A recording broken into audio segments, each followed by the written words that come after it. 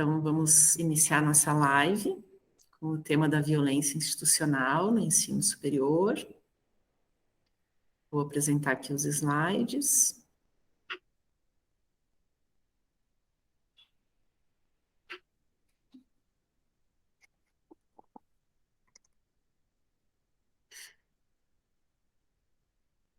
Aqui está tudo certo. Então, esse é o nosso tema da nossa live, sejam todos bem-vindos, que é a violência institucional, então, no ensino superior, do nosso laboratório de práticas psicológicas da UFCS. Quem nós somos, então, né? Um laboratório que faz parte do curso de Psicologia da Universidade de Caxias do Sul. É uma disciplina de final de curso. Voltando, pessoal. Não está aparecendo os slides, desculpem. Já vou aproveitar e retomar do início aqui que vocês podem comentar pelo chat, tá? Ou após ali a gente terminar, né, os slides, a gente abre também para as perguntas, comentários, sugestões. Vamos ver se agora vai. Foi? Tá, vamos lá. Desculpa, vamos iniciando aqui.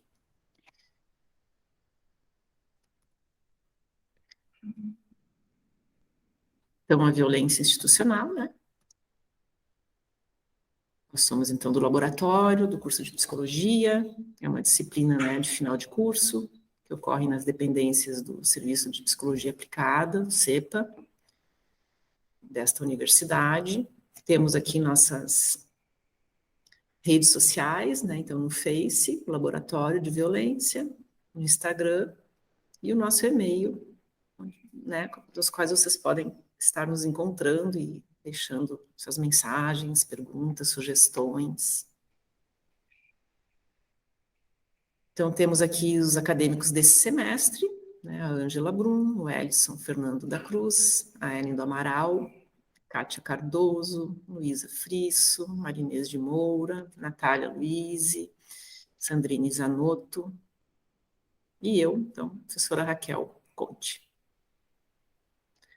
E o que nós fazemos, né, enquanto laboratório? Então, nós temos modalidades de atendimento individual e grupal para as mulheres, então, né, vítimas de violência de gênero, encaminhadas pelos serviços ou por busca espontânea, né, que possam estar nos procurando e querendo conversar a respeito ou participar do grupo, né. Então, o atendimento individual ele está sendo a única modalidade até o momento. Esperamos que o ano que vem a gente já consiga retornar, né, aos grupos. E estamos fazendo, então, rodas de conversas, lives, né, que são atividades aí desenvolvidas para a comunicação com o público em geral.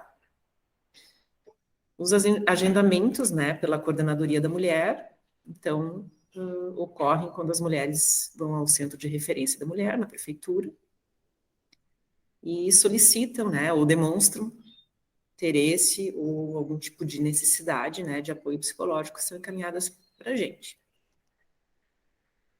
O nosso objetivo do debate hoje, né, é discutir as implicações aí da violência institucional a partir da perspectiva de gênero, em específico, né, a violência institucional que ocorre no ensino superior. Então, a gente vai caracterizar a violência institucional, vamos discutir aí os prejuízos, né, e consequências da violência institucional na perspectiva de gênero, e refletir, né, acerca aí dos fatores sociais, culturais, associados a essa violência nesta perspectiva de gênero, né, para que a gente possa pensar em ações que a gente pode estar contribuindo neste debate. Então, vamos seguir aí com os demais acadêmicos aí que vão colaborar com essa live. Então, o que é a violência institucional? A violência institucional, ela é praticada por ação ou omissão nas instituições de serviços, ou seja, a má qualidade nos serviços prestados, até abusos cometidos devido a relações desiguais de poder. São práticas discriminatórias de gênero, raça, etnia, orientação sexual e religiosa. Tudo isso constitui a violência institucional, de um modo geral. Também é importante destacar que a violência institucional ela não ocorre somente de profissional para o usuário do serviço, mas também entre usuários do serviço e entre profissionais.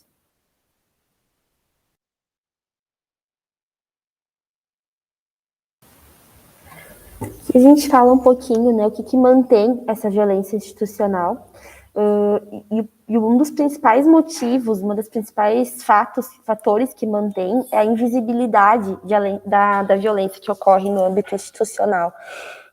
A gente, principalmente a partir do momento em que a violência ela é psicológica, ela não é concreta, fica muito mais difícil de enxergar, e dessa forma ela continua ocorrendo sem que medidas sejam tomadas, né? Ou seja, o que essa instituição, o que esses profissionais fazem diante de uma situação de violência vai caracterizar como que ela está sendo. E na maioria das vezes, infelizmente, o que acontece é o silenciamento do profissional que presencia a situação de violência, seja por medo, né, que é um dispositivo de controle, seja por vergonha. Então, acaba fazendo com que a violência permaneça de forma velada. Bom, agora a gente vai falar um pouquinho de alguns tipos de violência. Essas violências elas ocorrem mais em relação ao gênero. Então, a primeira é a importunação ofensiva ao pudor. O que isso significa? Se refere ao assédio verbal, quando alguém diz coisas indesejáveis ou invasivas, como, por exemplo, as famosas cantadas que as pessoas, principalmente as mulheres, recebem em instituições, ou também a questão das ameaças. Essas condutas são formas de agressão e devem ser coibidas e denunciadas. A gente vai ter a violência sexual, que se caracteriza por constrangimentos e ameaças com a finalidade de obter favores sexuais, feitas principalmente com alguém que ocupa uma posição superior à vítima.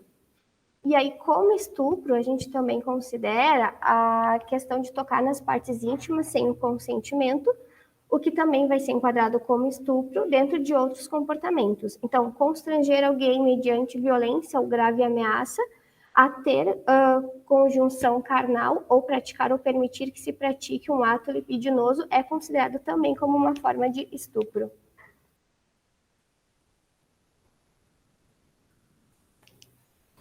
Os alvos, então, né, dessa violência, geralmente as pessoas que sofrem, então, a violência institucional, tá em grande parte aqui as mulheres, e os atravessamentos também que ocorrem, ali, atravessamentos étnicos, de nacionalidade, período gestacional também que essas mulheres se encontram, a comunidade LGBTQIA+, pessoas com deficiência. Então, as vítimas, elas refletem acerca da violência estrutural predominante em nossa sociedade, refletindo, assim, em suas práticas de violação de direito nos diversos segmentos. Aqui na violência institucional, doméstica, familiar, nas relações sociais, de gênero, entre outras. Então, aqui, estrutural, né, porque faz parte de algo mais amplo na nossa sociedade. E acho também interessante da gente falar dessas formas de enfrentamento da violência contra a mulher. Então, aqui falando de uma forma mais geral, a gente teve vários movimentos importantes, né, na luta e contra a violência, mas que foram muito importantes. Acho que entre elas a gente pode citar a Lei Maria da Penha, que está... Dá só para voltar um pouquinho o slide, que visa, né, sobretudo ali oferecer um amparo também legal às mulheres que sofrem violência ali, né, na esfera doméstica ali do lar. Mas a gente vê que ainda há um grande desafio, né, no que se refere à violência contra a mulher, sobretudo da violência institucional, a qual é o tema que a gente está abordando aqui. Então, conforme as colegas trouxeram, né, anteriormente, o que mantém essa invisibilidade, então a gente vê que a temática da violência institucional, ela ainda é socialmente muito pouco discutida. né? A violência da mulher, de uma forma geral, há mais estudos, né? Então, a partir de todos os movimentos, mas ainda muito pouco se sabe e poucos estudos também são encontrados no que se refere à violência especificamente no contexto institucional. Então, isso também acaba interferindo, muitas vezes, no próprio auxílio que é prestado para as mulheres, né, nos serviços aí que compõem. Então, pode passar. As expressões da violência institucional contra a mulher, então, ela ocorre aí diversas manifestações, se apresentam de diversas formas. Então, importante também dizer que aqui essas expressões, elas ocorrem de uma forma bem geral mesmo da violência institucional, não ocorrendo só especificamente no contexto das instituições de ensino. Então, a peregrinação, né, por diversos serviços até receber, de fato, o atendimento. Então, quando a pessoa é passada de um atendimento para o outro, de um serviço para o outro, até de fato ter, né, a sua necessidade ali atendida. Então, a falta de escuta, de tempo, a privacidade para os usuários, né? Então, um espaço onde ele não seja exposto também. O próprio tratamento, né, realizado ali com frieza, com rispidez, com falta de atenção, negligência, maus trato dos profissionais para com os usuários, motivados também, né, por discriminação, abrangendo as questões de raça, idade, opção sexual, gênero, deficiência física e doença mental. Então, também a violação dos direitos reprodutivos, da discriminação das mulheres em processo de abortamento, aceleração do parto para liberar os leitos para outros pacientes, para outras mulheres. Então, o preconceito ali acerca dos papéis sexuais em relação às mulheres soropositivas no HIV. E quando as mulheres estão grávidas ou então elas desejam engravidar, que foi também o que a gente apontou antes, um exemplo que poderia ser apontado aqui e destacado antes é em relação também à idade, né, à classe social. Então, muitas vezes atribuído a essas mulheres alguns comentários que sejam também desrespeitosos, né, até mesmo com relação à própria idade, quando essas mulheres às vezes se encontram num período mais jovem, ou mulheres que estão num período mais madura, né, que estão grávidas ou que desejam então, né, engravidar. Outro slide. Então, ainda, né, sobre as manifestações também, quando há uma desqualificação do saber prático, da experiência de vida diante do saber científico, então a experiência de vida do sujeito, né, acaba não sendo levado, né, tanto em consideração, quanto o saber, então, científico também ocorre a desqualificação.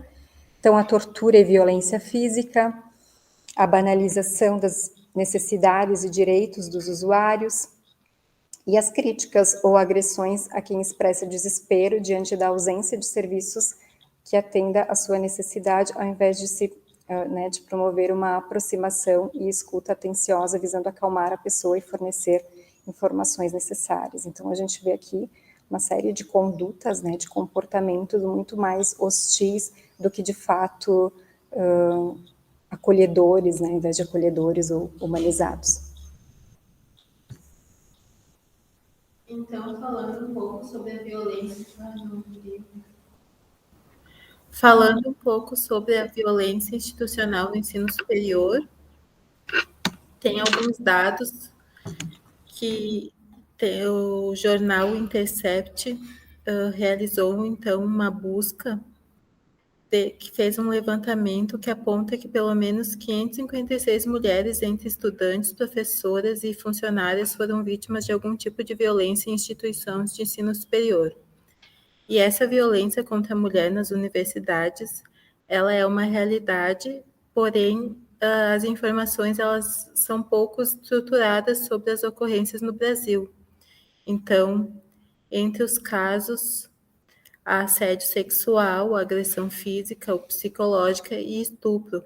E a maioria desses casos acontecem dentro das instalações da universidade e praticada principalmente por alunos e professores.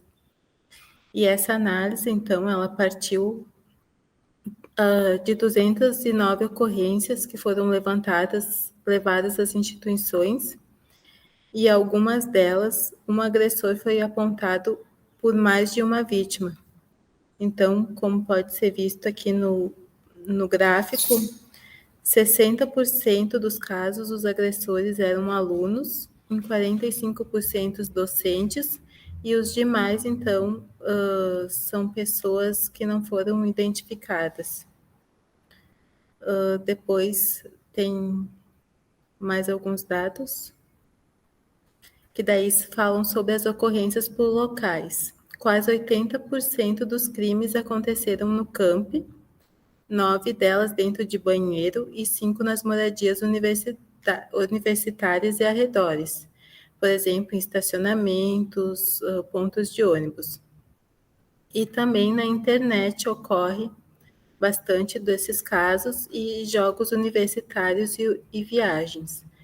Em 60% dos casos, os agressores eram alunos e 45% docentes. E segundo os especialistas, então, as ocorrências devem ser ainda mais numerosas, porém é um número que é bastante subnotificado. Acontece que não é algo muito falado, e então há subnotificação. O número pode ser ainda maior do que esse mostrado no gráfico, que é uma pesquisa que foi realizada em 2019.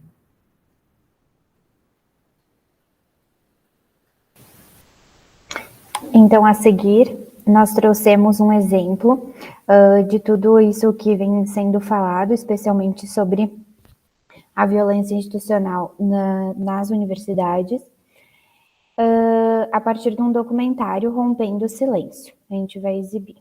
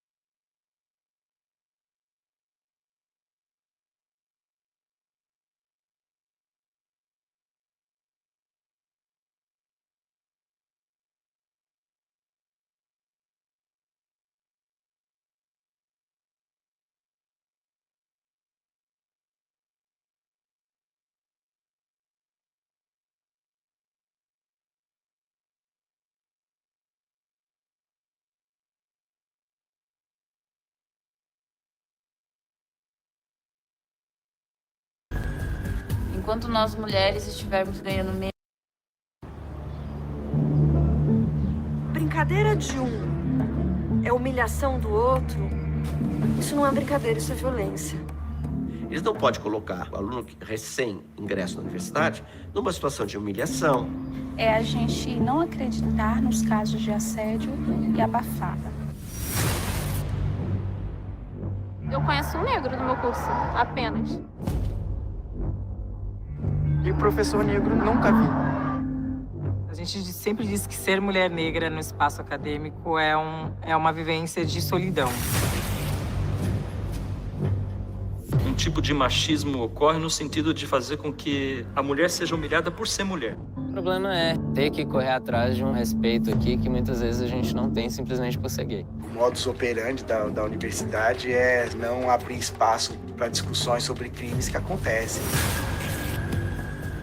Enquanto nós mulheres estivermos ganhando menos que homens, não me calarão. Eu via contradições nas coisas, mas eu participava dessas instituições e falava assim, um dia eu vou mudar isso, claro. Um dia eu vou fazer diferente. Eu sou uma mulher negra. Para mim, a nomeação é importante na quebra do silêncio, na quebra da violência.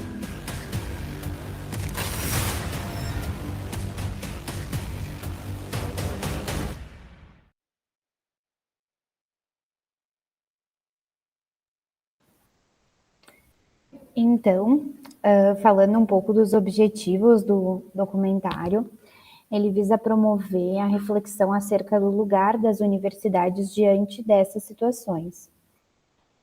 Também defender um ambiente universitário mais saudável, igualitário e seguro para todos, de modo que as universidades possam, de fato, cumprir o seu papel de conhecimento e ensino, a fim de desenvolver bons profissionais.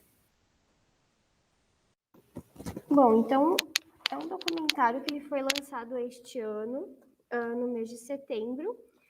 É um documentário brasileiro que ele vai abordar essa temática a partir do depoimento de vítimas que passaram por esses tipos de violência nas universidades brasileiras. Então, ao longo dos episódios, eles vão trazer toda a história dos trotes, discriminação a estudantes negros, LGBTQIA+, e mulheres. Então, é um documentário que ele vai tratar exatamente desses tipos de violência sofrida, entre elas física, com a privação, alteração do sono e o uso excessivo de álcool, entre outros. Bom, aqui a gente trouxe alguns recortes do documentário que diz assim: brincadeira de um é humilhação de outro? Isso não é brincadeira, é violência.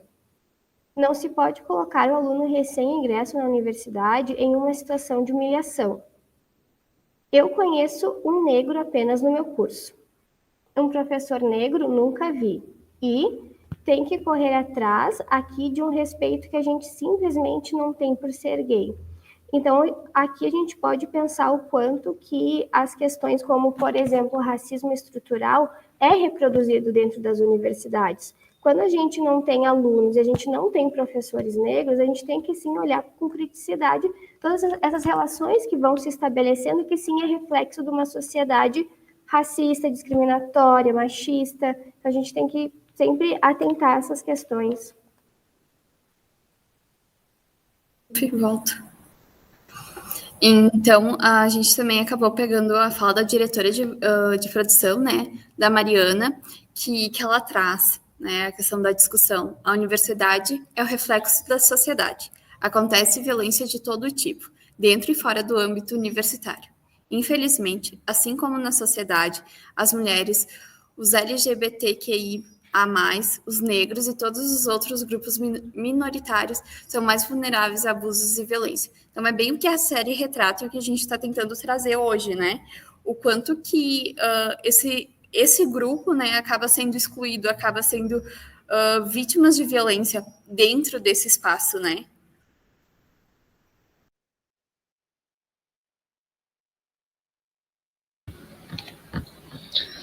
Bom, meu nome é Ellison. Eu vou falar um pouco sobre os prejuízos psicológicos que estão envolvidos nessa relação com a violência institucional. Então, a Helena Posner, ela da Universidade da Bahia, ela é escritora, trabalha no âmbito jurídico também, e ela comenta sobre os impactos da violência. Eles causam danos psicológicos que comprometem nas relações interpessoais. Então, pode estar provocando baixo rendimento ou ausência no trabalho ou em aula. Depende também da profissão da pessoa nesse sentido ali, né? No caso do aluno, vai estar diminuindo todo o rendimento escolar ali por conta da violência. E também na atividade que a pessoa possa estar exercendo na instituição. As pessoas vítimas, elas podem adquirir a sensação negativa em relação ao futuro, por conta do acontecimento, né? Pode estar sentindo uma grande inquietação, um desajuste psicológico, dificuldade de adaptação à rotina, e a rotina acadêmica, e tornar-se pessoas viciadas de forma autodestrutiva, no sentido de estar buscando outra forma para estar recompensando o que aconteceu. O problema da naturalização também é importante comentar. Os relacionamentos, então, eles são permeados por mitos, crenças, e nem todos os membros da comunidade universitária eles consideram como ato de violência o beijo, toques, relações sexuais sem consentimento. Isso faz com que haja estereótipos sexuais que contribuem para valores sexistas e racistas, a culpabilização das vítimas e a violência contra a mulher. Então, essa dinâmica sexista influencia diretamente comportamento dos universitários ao fazer que aceitem as crenças, os mitos dos estupros, violência sexual, promovendo o comportamento sexista e normatizando comportamentos violentos e a agressividade voltados às mulheres. Por se tratar de uma questão que muitas vezes, como já foi comentado, é invisível, muitas vezes questões pequenas assim podem estar acontecendo de uma forma naturalizada. Além de tudo isso, também tem a culpabilização e a desassistência da vítima por parte da universidade e da comunidade.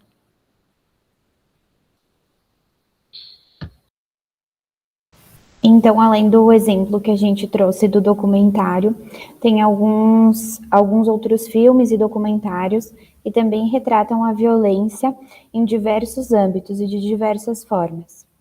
A Guerra Invisível é um documentário que retrata o estupro o estupro vivido por mulheres das Forças Armadas dos Estados Unidos e o fato de que os estupradores geralmente são hierarquicamente superiores e nunca são punidos, então a relação de poder.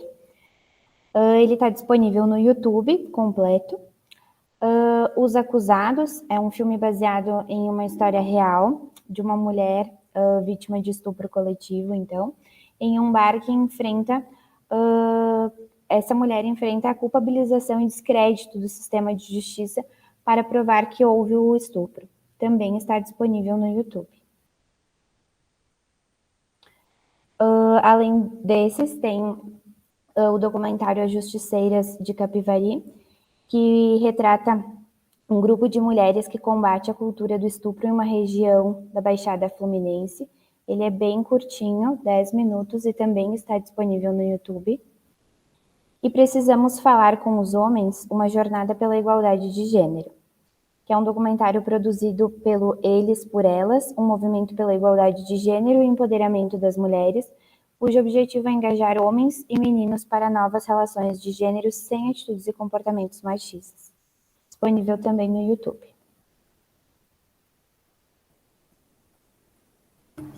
Então, caso alguém venha ser vítimas dessa violência, né, o que deve fazer? Então, a vítima de assédio pode denunciar o ofensor imediatamente, procurando um policial mais próximo ou a segurança do local. A maioria dos campos universitários tem seguranças, né? Então, assim que possível, já procurar essa ajuda. A vítima deve identificar o assediador. Então, é de extrema importância, tipo, saber descrever a roupa que ele está, alguma peculiaridade, sei lá, se tem uma pinta, se usa um óculos, né, se tem uma tatuagem, algo assim que consiga identificar esse agressor de forma mais fácil. Isso acaba ajudando as autoridades, né, a identificar o sujeito e sempre procurar auxílio da ouvidoria da instituição, uma delegacia próxima e a delegacia da defesa da mulher, né? Bem como o centro de referência da mulher da sua cidade ou região. Por fim, então, a gente resolveu explicitar algumas das ações, né, que o laboratório teve nesse semestre. Então, a gente queria criar uma ação que abrangesse a comunidade como um todo, e não somente, né, a comunidade acadêmica. E para isso, então, a gente criou uma cartilha com uma linguagem acessível, que é composta por um passo a passo, assim, de situações que podem acontecer, né, situações imaginárias, mas que, na verdade, são bem reais, para que conduza, então, essa mulher dentro da rede de proteção à mulher em Caxias do Sul. Então, pode passar para mostrar. Então, na parte frontal, então, a gente tem algumas das situações que podem acontecer com, né, as informações referentes a cada um dos serviços, e na parte de trás, então, a gente tem o endereço e o telefone de cada um desses serviços, né, para que a mulher, ao sofrer essa violência, saiba a quem recorrer. A gente também tem aqui, no final do folder, um QR Code, para que a gente tenha essa comunicação com a comunidade facilitada. Então, agora, a gente não precisa mais somente dos encaminhamentos da rede, e sim as pessoas podem entrar em contato diretamente com o laboratório para uma lista de espera, e assim que as vagas vão sendo disponibilizadas, a gente vai conseguindo acessar essa população de uma forma mais, né, diretiva.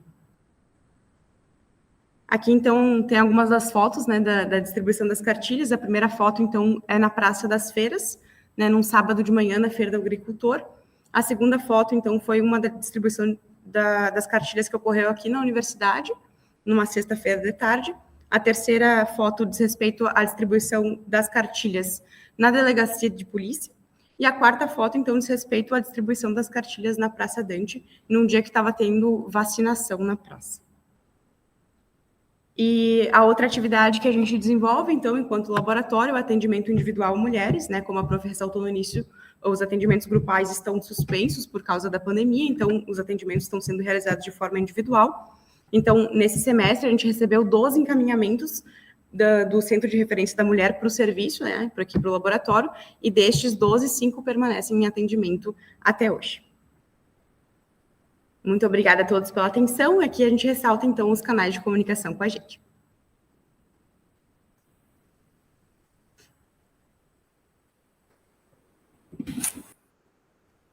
Bem, esse seria a nossa pauta, né, de discussão, nossos itens aí, que a gente deixa aberto agora, né, para quem está participando, comentários, sugestões.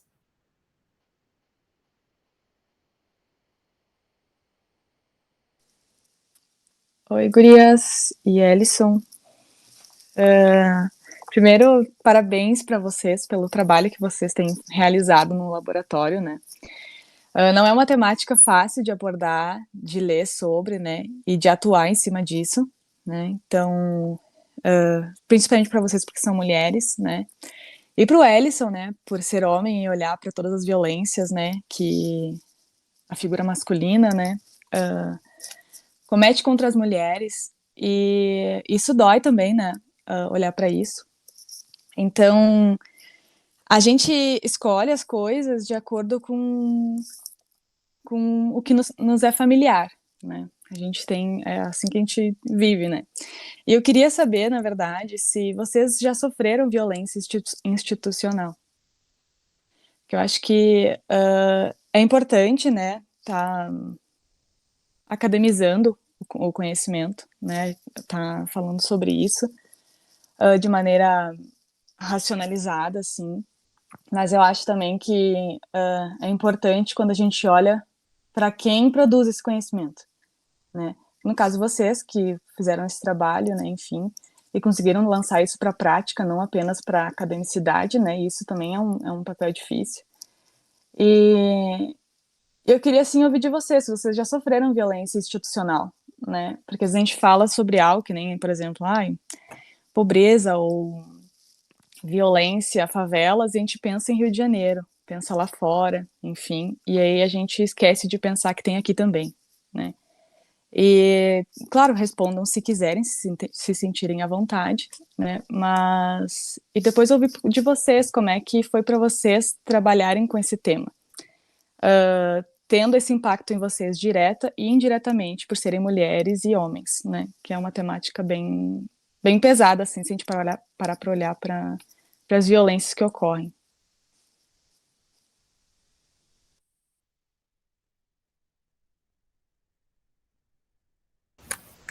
Oi, Virgínia, tudo bem? Obrigada por estar aqui com a gente, muito importante esse teu questionamento para a gente também parar para pensar e olhar para a gente, né, no que a gente produz, e eu pensei muito quando tu fez a pergunta na questão enquanto, né, depois de adulta, enfim, na questão mais nível de universidade, e eu lembrei muito da escola,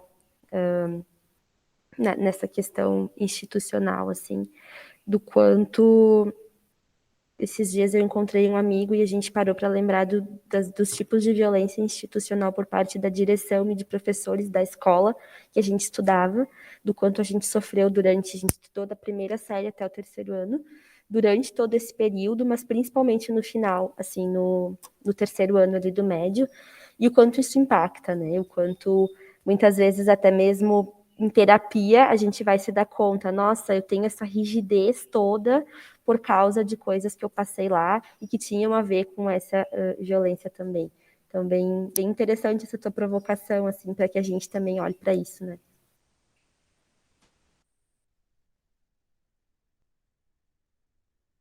Obrigada por responder.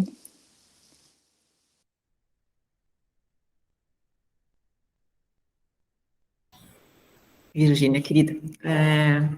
Obrigada pelos teus comentários, né? E por também ser engajada, né, nessa luta. E é verdade, né? Não é fácil a gente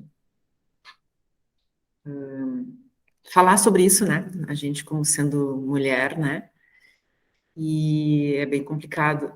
E eu acho difícil, assim, né? Alguém que esteja numa instituição que nunca tenha presenciado, né? Ou direto ou indiretamente, né? Alguma violência institucional.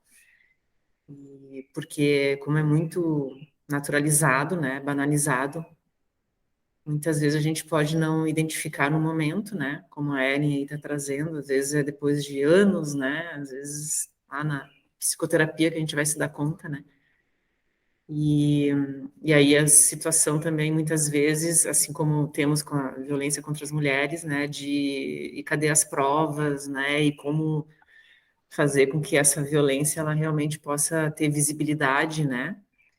E ser efetivada, né? Com a devida ética, responsabilidade, né, e comprometimento aí com a cidadania, né, então os direitos aí humanos, né, que são violados pelas várias relações, né, de poderes, é bem complicado, né, então acho muito difícil, assim, que direta ou indiretamente a gente não tenha presenciado, né, e que muitas vezes a gente podia estar tão implicado junto na situação que a gente pode também não ter, no momento, né, reconhecido e posteriormente pode ou não também, né, se dar conta.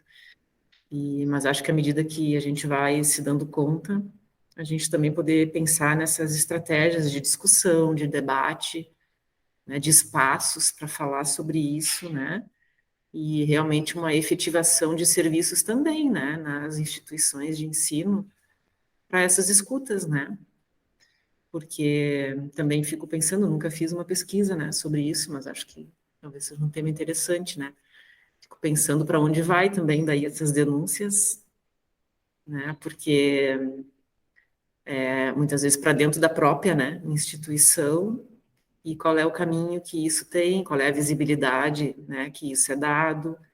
A gente sabe que muitas vezes, né, muitos dados são subnotificados, né, como a Sandrine também apresentou na próprios dados ali, né, e muitos dados também não são revelados, né. Então, eu acho que é um tema bem interessante, até para a gente pensar em um outro viés de pesquisa, né? Em geral, né? Talvez com as universidades públicas, particulares, que trajeto é feito, que encaminhamentos são dados, né? Que serviços são ativados, que é bem importante aí.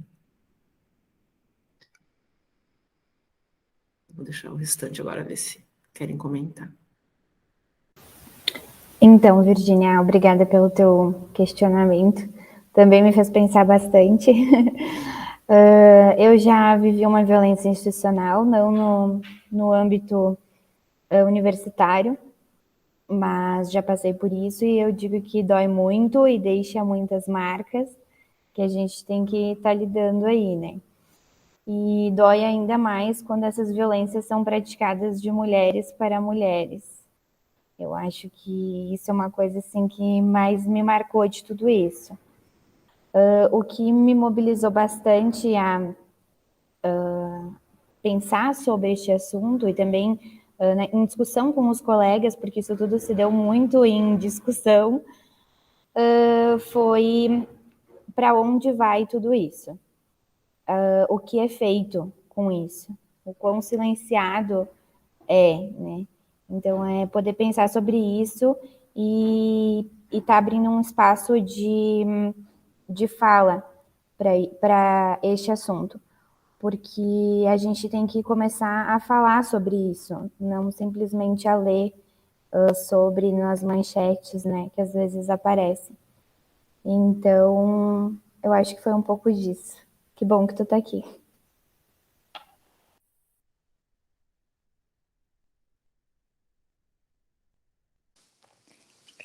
Obrigada por responder, gurias. É difícil responder também, né? A gente se colocar nessa situação. E eu perguntei justamente por causa disso, sabe? Que a denúncia ela é importante, né? Mas é que nem vocês falam, para onde que vai isso? Como que isso, como se vai reverberar Tão dentro dessa velado, né, instituição? a violência institucional, que a gente não vê nem muitos serviços assim também, né, assim como a gente vê, por exemplo, da violência contra a mulher, né, que já tem todo um movimento aí contra a cultura, digamos, né, e já para a violência institucional a gente não ouve falar muito, assim, né, de serviços para procurar, a não ser os serviços que a gente sabe, assim, né, que são de praxe procurar quando a gente tem uma violação, né, de direito. Então, isso faz pensar também no quanto a gente ainda precisa, né, debater esse tema e favorecer, né, para que isso possa ser também, digamos assim, publicizado, né, discutido, não ficar velado, né.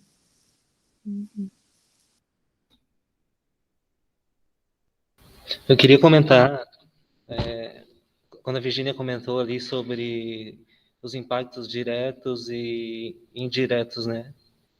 E isso me lembra também um pouco do Martin Baró, quando ele fala do conceito lá de fatalismo, da fatalidade, né? E isso acontece muito na relação das instituições, de que as pessoas, às vezes, elas verem aquilo que está acontecendo, mas para não se sentir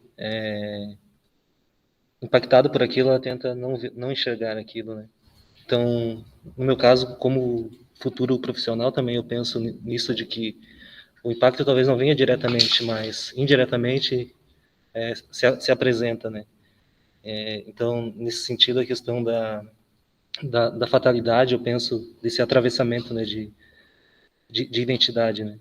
Então, quando tu perguntou, eu pensei muito nessa relação ali que o Martin Baró faz sobre é comigo, não é comigo, eu vi ou não vi, sabe? Nesse sentido, assim. E também, quanto profissional, a gente também não ficar vitimizado e poder estar trabalhando essas questões, né, de alguma forma. Né? Por mais que esteja dentro de uma instituição, porque quando está institucionalizado, a gente às vezes não enxerga aquilo e por isso a naturalização, né?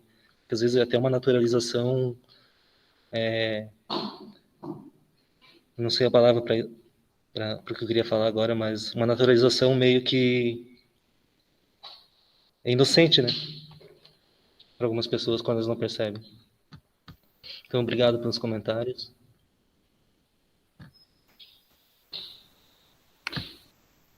Inocente e protetiva, né, Ellison?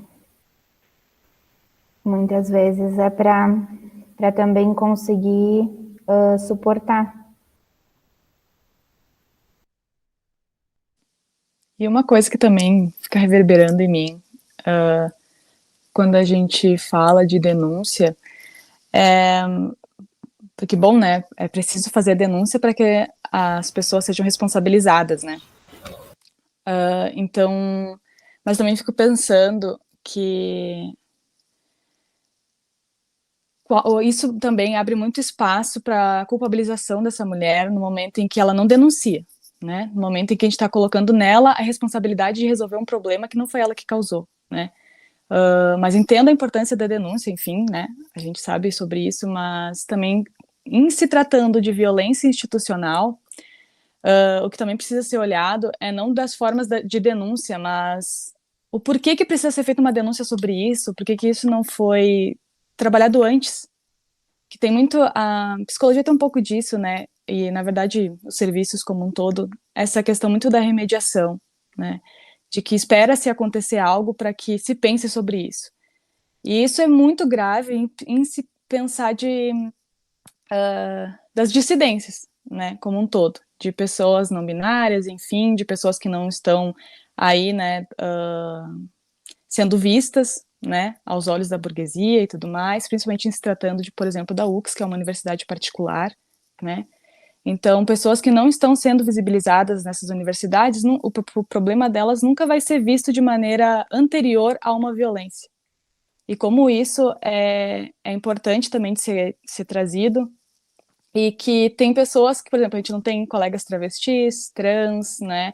Poucos temos colegas negros, a gente tem banheiro para masculino e feminino, a gente não tem um banheiro comum social para que a gente não acabe violentando pessoas não binárias, por exemplo, pessoas trans, travestis. Só que isso não é olhado porque, primeiro, precisa que alguém passe por uma violência como essa e não basta uma pessoa, tem que ser um apanhado de pessoas e isso precisa fazer barulho, né? Então, para além da denúncia, de também pensar, bom, é uma instituição, por que que isso não foi pensado antes dessa violência acontecer? Por que que isso aconteceu aqui dentro? Né? O quanto que a instituição, na verdade, que é quem tem mais poder e detém né, recursos maiores para isso, não pensou nisso antes de que isso acontecesse aqui dentro, né? É o caso de grandes instituições, né? Acho que também vale a gente pensar sobre isso, assim. Eu vou precisar sair, mas, gurias, assim, e Ellison, né? Parabéns pelo trabalho de vocês, por terem levado para fora da academia a produção de vocês, sabe? E parabéns para a Prof. Raquel também, né? Que está aí há anos e, enfim, dedicando tempo também para fora do trabalho para isso. Não é fácil. Dedicar tanto tempo assim por tantos anos, porque é às vezes triste olhar para as coisas como elas não são resolvidas e por anos está falando a mesma coisa, né? Mas se segue forte aí, inspirando a gente a continuar na luta.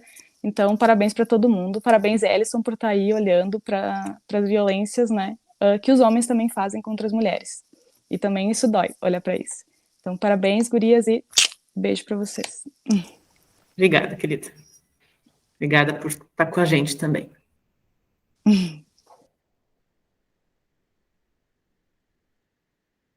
Então tá. O grupo deseja fazer mais algum comentário aqui?